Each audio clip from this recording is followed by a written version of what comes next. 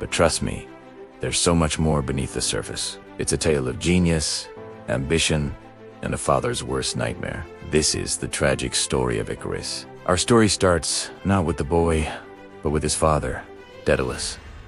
This guy wasn't just smart, he was the Leonardo da Vinci of ancient Greece, the greatest inventor, architect, and artist of his time. But his genius had a dark side, consumed by jealousy of his own nephew's budding talent. Daedalus committed a terrible crime and was exiled from his home in Athens. He fled to the island of Crete, where he found a new patron, the powerful King Minos. For a while, things were good. Daedalus put his skills to work for the king, creating wonders.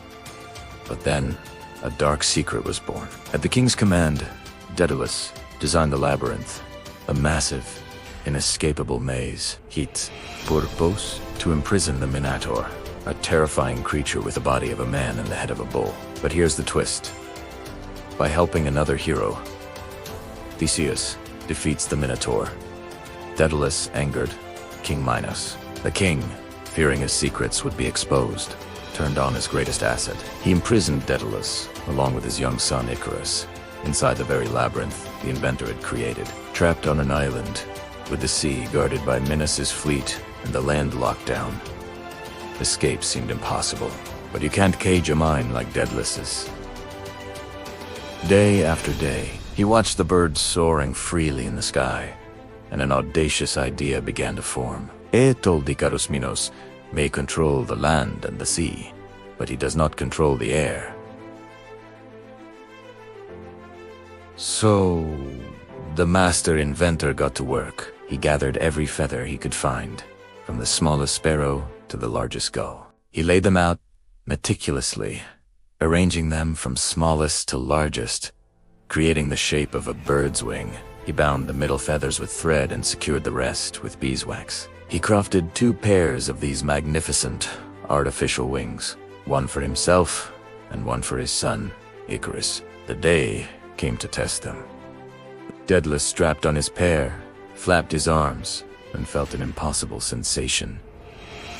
His feet left the ground, it was flying. He then turned to his son, his heart a mix of hope and terror. He carefully attached the wings to Icarus's shoulders. He looked his son in the eye and gave him a solemn warning. My son, I caution you to keep a middle course.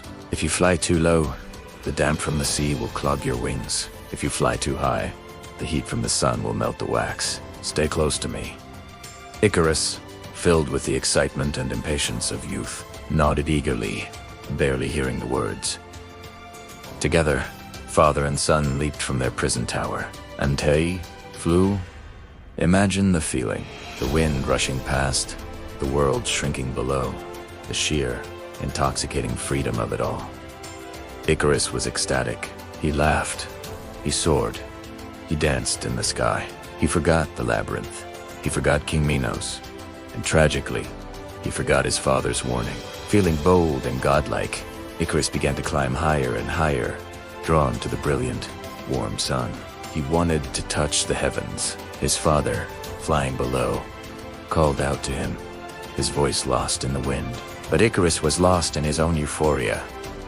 Closer and closer he flew to the sun. The sweet smell of melting wax filled the air. He felt a feather tickle his cheek as it fell. Then another. He looked down and saw his wings disintegrating. The feathers were peeling away, leaving his arms bare. Panic replaced joy. He flapped his arms frantically, but there was nothing left to catch the air. For a moment, he hung suspended in the sky, and then he fell. Daedalus watched in horror as his son plummeted from the heavens, a tiny speck against the vast blue, until he vanished into the sea with a distant splash. The grieving father circled the area, calling his son's name over and over. Icarus! Icarus! Where are you? Finally, he saw the feathers floating on the waves. He landed and found his son's body washed ashore. He buried him on a nearby island, which to this day is named Icarus. Daedalus, the man who could build anything, had lost the one thing he could never replace.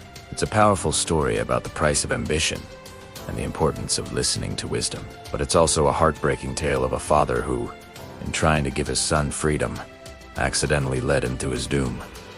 What do you think? Was Icarus a fool, or just a kid overwhelmed by a once-in-a-lifetime experience? Let me know in the comments below, and if you love diving deep into these ancient stories, make sure to hit that like button and subscribe for more. Thanks for watching.